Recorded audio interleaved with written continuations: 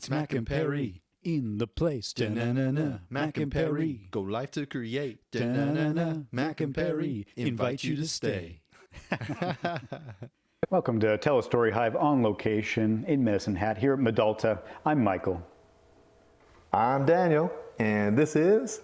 I'm Daniel Labutes. Great. We're excited to meet with you, Daniel, and learn about your artistic practice. Before we get started with our little icebreaker games, maybe just give me a brief description of your art, what you do. I'm a ceramic artist. It's a general term for anything people make out of clay and fire it. I do anything from functional mugs, plates, things like that, and then to sculptural or substantial ceramic pieces. Nice. And we're going to get more into that, the details of your art, but our first segment is just get to know you, and we'll play some little games. So we're going to start with a little trivia. How are you at trivia? I'm good at most trivia, but we'll see if I'm good at this trivia. Hat trivia. I will start with the first question. I thought because we are at Medalta, it's all about making pottery and clay. One of our questions is about clay. Medicine Hat Plainsman Clay is Canada's largest clay manufacturer and was founded in 1962. Approximately, how many pounds of clay do they produce in a year? Is it A, 900,000 pounds of clay? Is it B, 1.7 million pounds of clay? Is it C, 2 million, or D, 4 million pounds? If you had to guess. I'm gonna go for two. 2 million. Yeah. Close. It was 4 million. Ooh. Apparently, 4 million. Wow. It's hard to picture. All right, so now Daniel has a question for you, another trivia question about Medicine Hat. Okay. My question for you, Dan, is the oldest historic building in Medicine Hat is A, the Ewart Duggan House, B, Brown Durand Residence, C, Canadian Pacific Railway Station, or D, the Cecil Hotel. Oh man. I know that the Ewart Duggan House is like the oldest house in Alberta, but I don't know if it's older than the rail, but I'm gonna go with the Duggan House. You got it. That's right. Nice.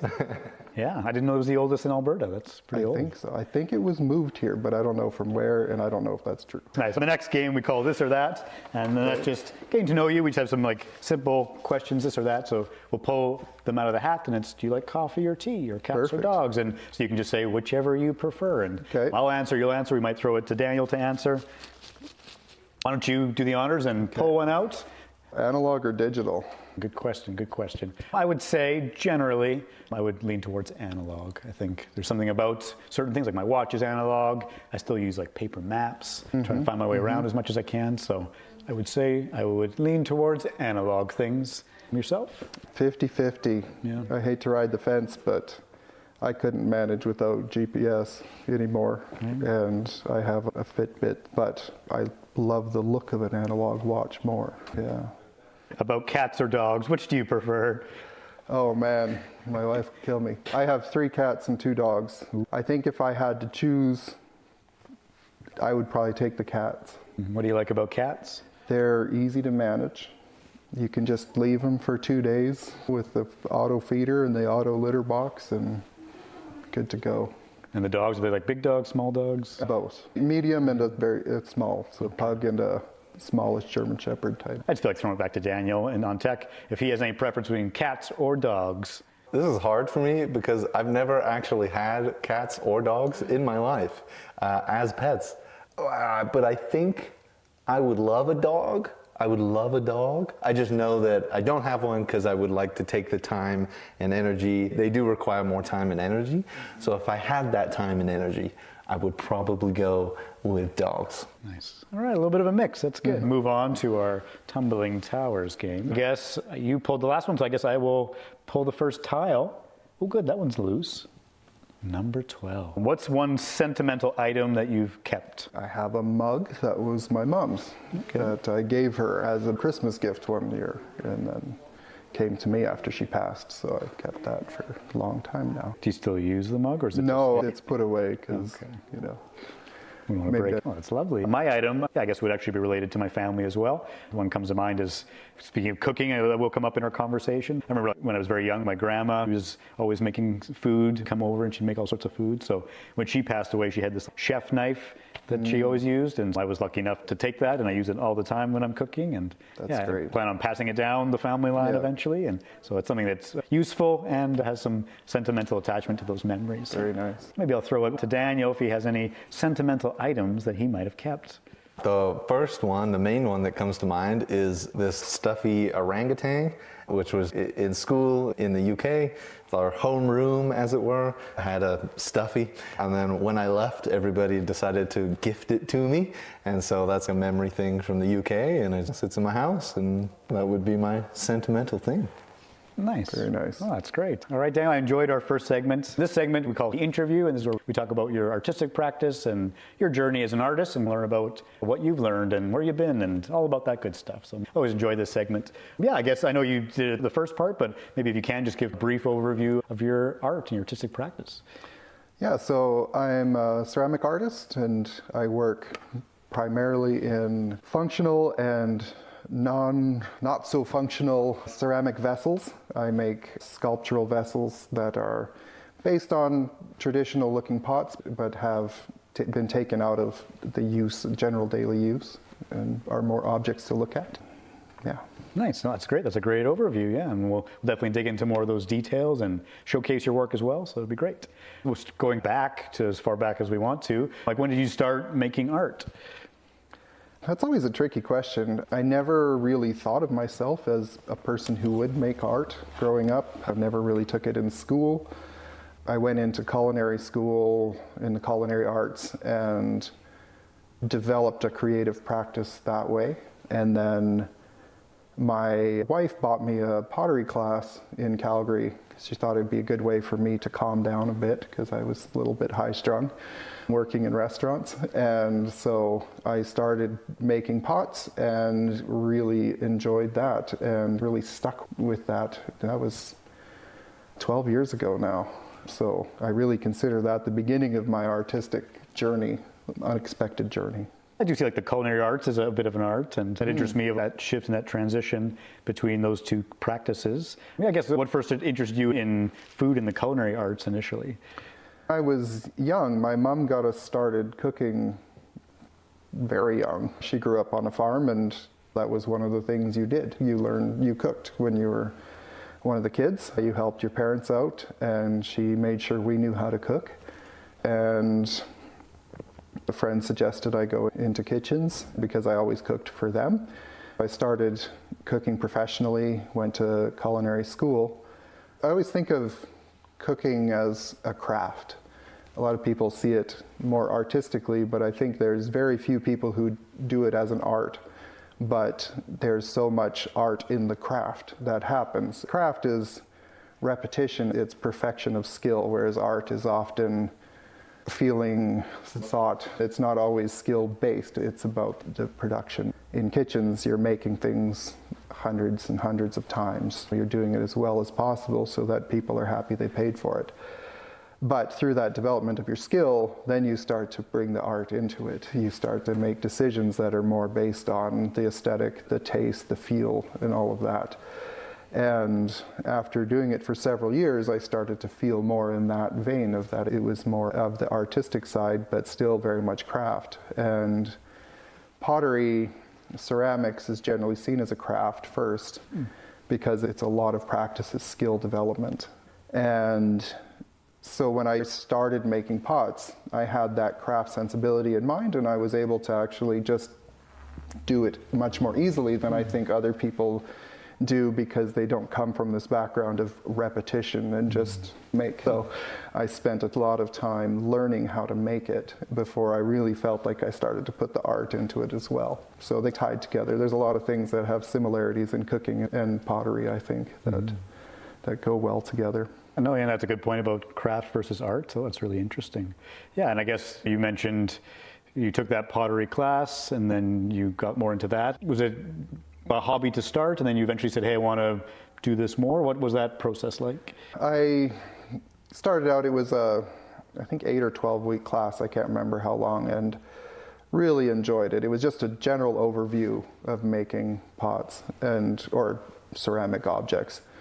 And after I finished that, then I went and did the continuing education ceramic classes at ACAD at the time, Alberta University of the Arts now. They had evening classes that were semester long and once a week, and I would go and do that. It was really a hobby because I was still cooking at the time, and they were very generous to let us come in at any time there wasn't a class using the wheels. And I think I ruined that for everyone because I did it too much. I did that 3 semesters in a row, and I think on the 3rd semester I made 300 pots or something. It was too much. And I was getting to a point where I wasn't wanting to continue in the restaurant I was in. I was looking for a new place to be. And my wife was at ACAD at the time taking graphic design, and she was just about to graduate. And so she suggested that I consider, since I was unhappy in the kitchens, that I should think of a change and that I could take a turn at going to school if I wanted to, since she was about to graduate and start working. So we switched, and then I went. So that was how it transitioned from being a hobby into a full-time life change. And then so you eventually got a BFA in ceramic arts. What was that experience like in your post-secondary? It was really good. It was challenging. I'm glad I went as an adult. I was in my 30s when I started, and I think I had more life experience that I could bring to that. Having come from the restaurant environment, I could just put my head down and do work. And in craft in art school, there's a lot of work you have to do. The academic side was more challenging. If I could do it with my hands, it was good. It was a lot of fun, and I learned a lot and got to do things that I didn't expect that I would ever really get to play with. I did fiber classes, so I took weaving. I did sculpture classes, printmaking, some painting, drawing, all the art school things, and that was really fascinating. And learning how to think about what I'm doing and learning how to be critical was also a really nice experience, because I think that's a hard thing to learn if you're doing it as a hobby. It's hard to be very critical. And was that like mostly critiquing your own work or other classmates? All of the above. It's being willing to edit, being willing to not be precious about the things you make, being able to look at it and step away or carry something through is always the hard choices to make. When I was doing it as a hobby, everything I made was of value. Like, it was amazing to just make things. Yeah. And then learning to be able to say, okay, you know what, this isn't what I want. But it's one of the values, I think, of the art school journey. It's one of the interesting things about clay. Once you take it past a certain temperature, it's changed. So if it's still in its raw state, it doesn't matter how many times you want to destroy it. You just dry it out, mix it back with water, it's reusable. It's clay. But once you take it past a certain temperature, then all of the chemically bonded water is gone and it becomes ceramic. It's no longer clay. It can no longer be returned to the workable state. And that's why pottery exists for thousands and thousands of years. That's why it's the thing that we can still find in archaeological digs, because at that point it's more like stone than it is like clay. And so when you're making something, you have to choose, do I fire this? Does this now exist permanently? And so, like, you know, going through school, especially as an adult, you talk about like hobby versus an art, like going through that program, did you develop a bit of your kind of artistic practice or what you wanted to focus on during that time? I think I developed a lot. I didn't come out with as much focus as I thought I would, but I think that's one of the values of the school program, is that you are supposed to try a lot of things. You're supposed to diversify, and then as you build your practice later on, you draw on all that learning you did, and so then you can become more focused. I never felt confident to want to come out of school and be like, this is what I do, partly because I can't keep my focus on any one thing long enough, and I have to do all sorts of different things all the time. But I think that I'm always interested in learning and trying new things. And I had a foundation, but I didn't have a specific practice, but that's become developed through the time since then. Because also when you leave school, now you have to earn a living. And so I was focusing on making functional items that would be like sellable. If you need to sell something, you make mugs. And my heart wasn't fully in that thing because it gets very repetitive and very mind-numbing to just make mugs all the time. And when I got the job here at Medalta, then I had some freedom because I had a paying job. I had a studio here, and that freedom allowed me to explore making things that I didn't see as being immediately sellable. I could just play. I could have fun with it and really explore what I was interested in as opposed to being super concerned about, can I get this out the door? Was that a residency, or what position was that in Medalta? I did start out as a resident. I did 2 months in 2021, September and October. I was fortunate to come as a resident. And then the job for studio technician became available pretty soon after that. And I was, again, fortunate to get that. And I started as the studio tech of the Medalta International Artist in Residence program in February of 2022. And so I was doing that up until about a month ago. Yeah, and then you said it allowed you to play and to just experiment. And what would your kind of average day look like in that role? My role as the studio technician was broad. There's only 2 staff for the Artist in Residence program, and there's a coordinator who does the bulk of the administrative work, and then the technician does everything else that's needed. I was more visible on the floor. I was assisting residents in whatever they needed, whether it's just moving their studio furniture around or consulting with them on the best type of clay to use, or problem solving which kiln do I fire in, what kind of clay, what kind of methods should I use. And I would do a lot of maintenance on the equipment. If a kiln broke, then I would have to fix it, or if it just needed any sort of repairs. There was no end of things to do. Anything that needed to be done, I would do. And then the joy of that was the helping the residents and the being able to see the different ways that they created their art and their practice. And during the course of the year, we'd get 2 or 3 people new every month. And so we're seeing new things all the time. And we would jury them in. People would apply.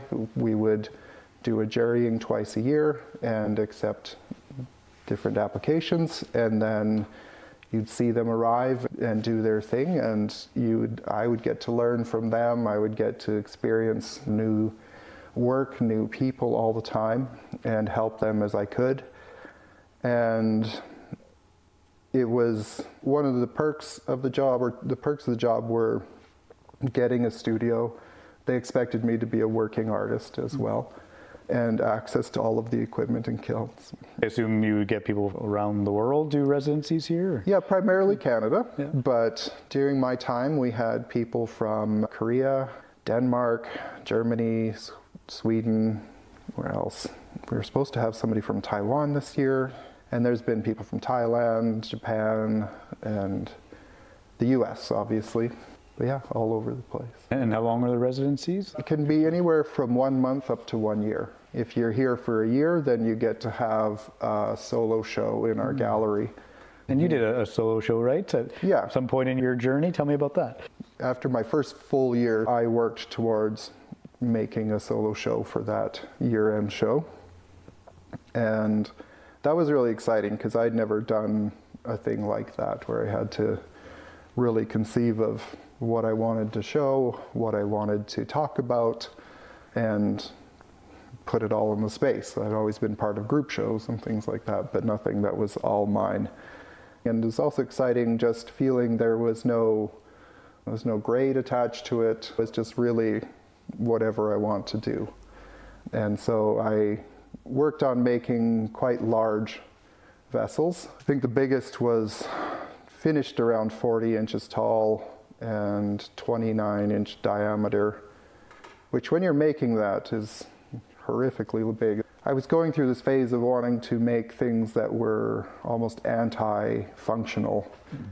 out of something that is traditionally a functional thing. It was also more of just building texture and surface, and I always find that when I make something very crusty, people find it off-putting and very much they want to touch it. And so I really got a lot of pleasure about building up these surfaces. Then I had all this wall space to fill, and so I needed to figure out what to do. And a lot of the time with ceramics, you would make a tile or you would make a platter or something and hang it on the wall, and I wanted to not do that. And while I was in my degree, I had been making these pots that I would throw on the wheel and then I would throw against the wall right away against a piece of paper. I was making a print out of this, and it was really fun.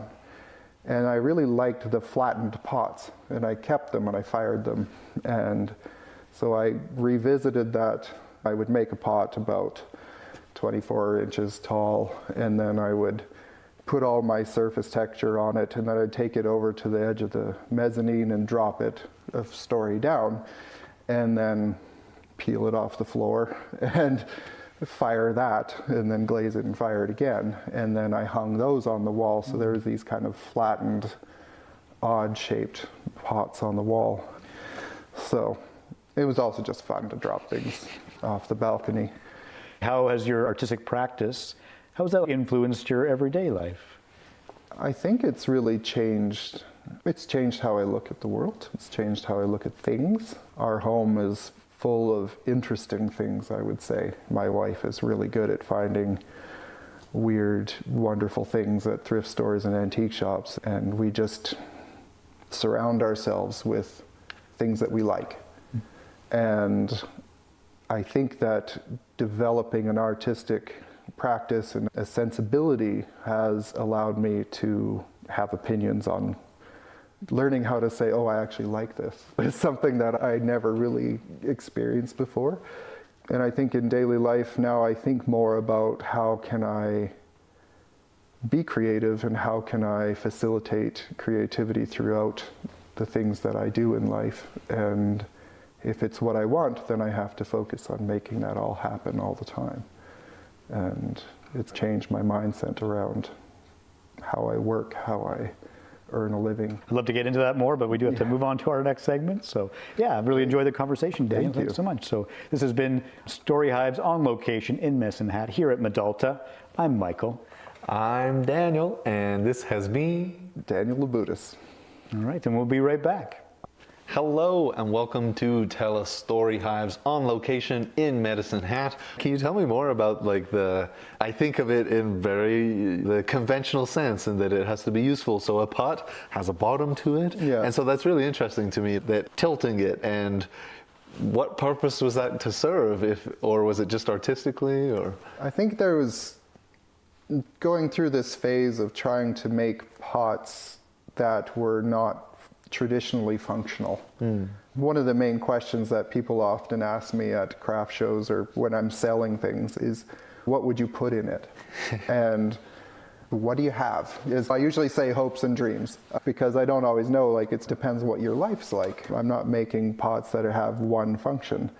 And so to combat that and have pots that had almost no function other than to be a decorative object. One of my teachers would always say, whenever I said I wanted to be non-functional, she would say, decoration's a function. And so I think about that a lot in the pots that I make, that perhaps all they're good for is looking at and being a part of the aesthetic of our lives, as opposed to necessarily being something that has to be activated with flowers or activated with soup or mashed potatoes. I always say, if somebody asks what this bowl is for, I always say mashed potatoes, no matter how big it is.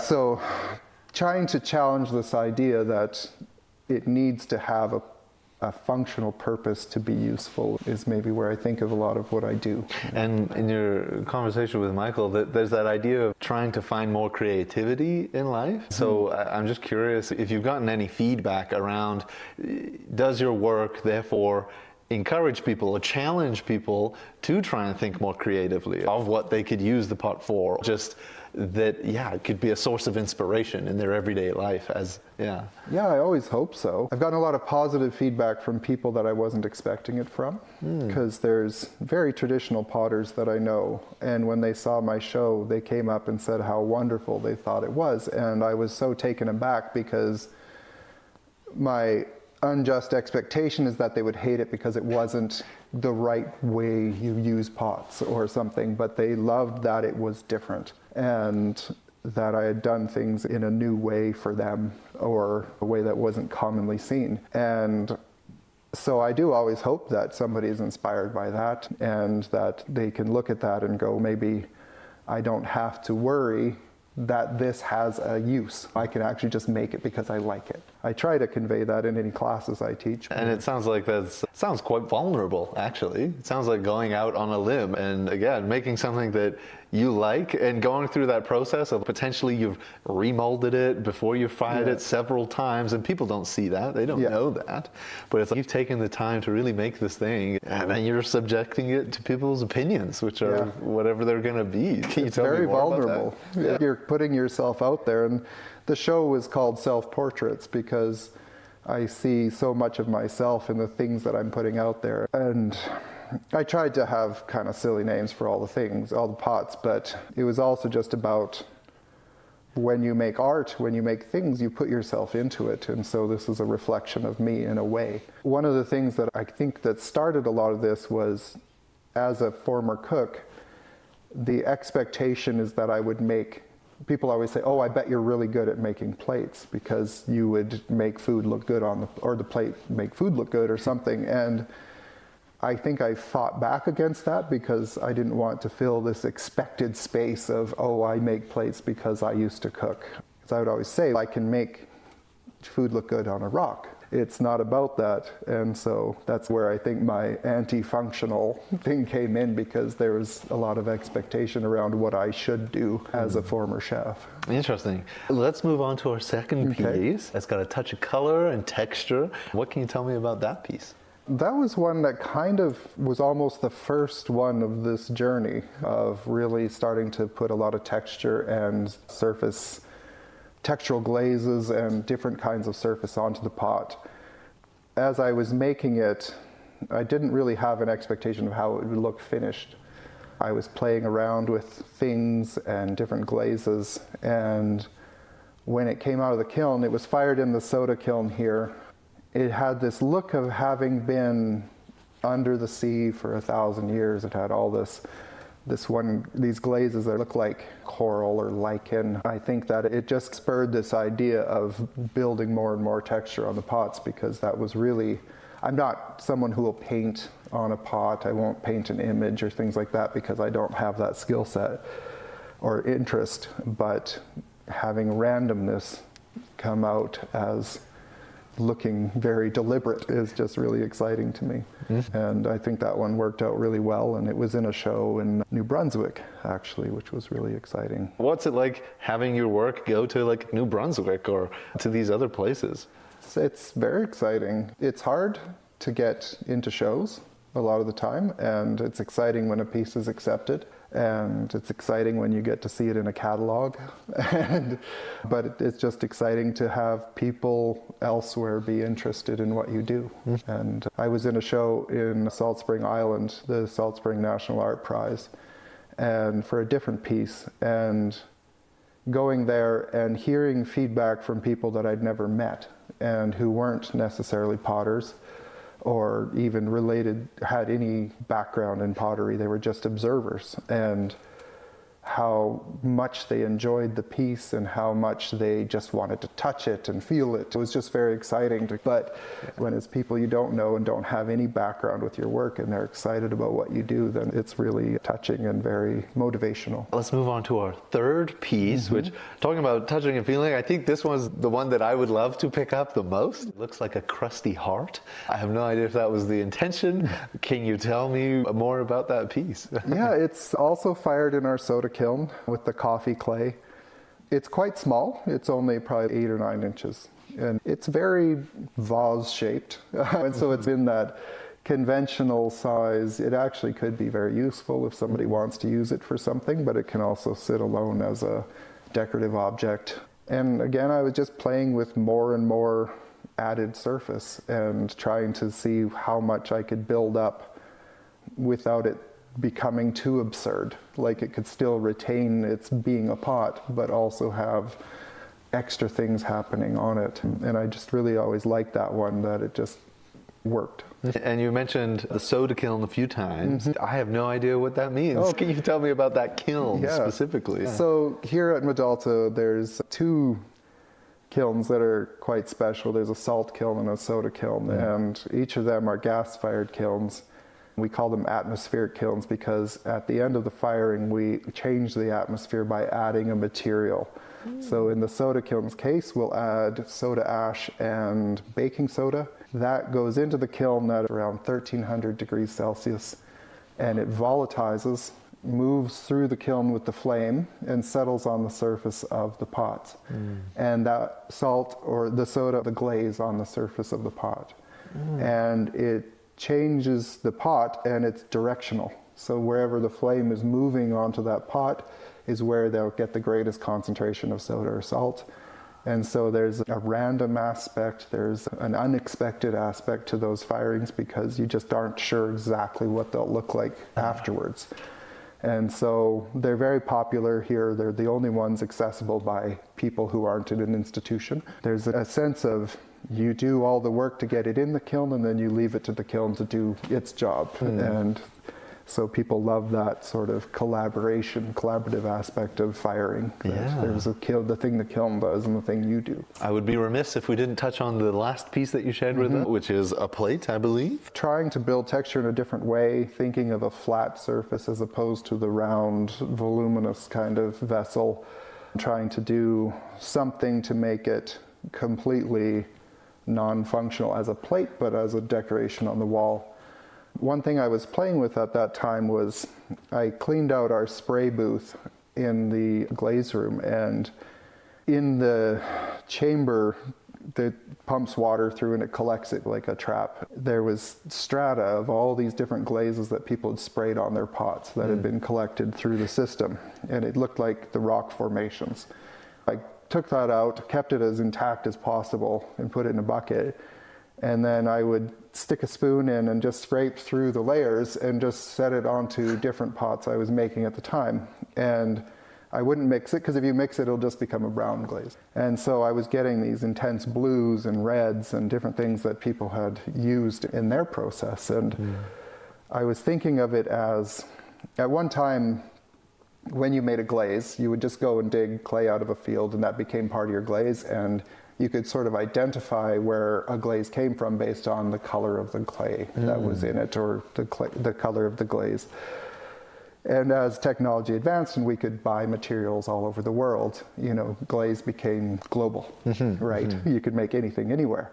But in this moment, I had this combination that could come from one place at one time, and that is a record of my time at Medalta, is this weird glaze that I scooped out of a bucket. And so there's a little bit on that one. You'll see this little blue bit in the middle, and it also was fired in the soda kiln, which gives it its intense sheen that's going on. Wow, that's such a beautiful thing, being able to take that and like the resourcefulness of it as well, and where most people, and creativity, where most people might see waste, being able to reuse that in a fun and engaging way. I think that's awesome. That's my new thing now, is as I was repairing kilns and I would pull old bricks that were completely glazed in soda or salt that were not useful anymore, I've been pulling them out and keeping them as objects of detritus, essentially, to try and figure out how to use them in a creative, in an interesting way to make a show out of work like that. So it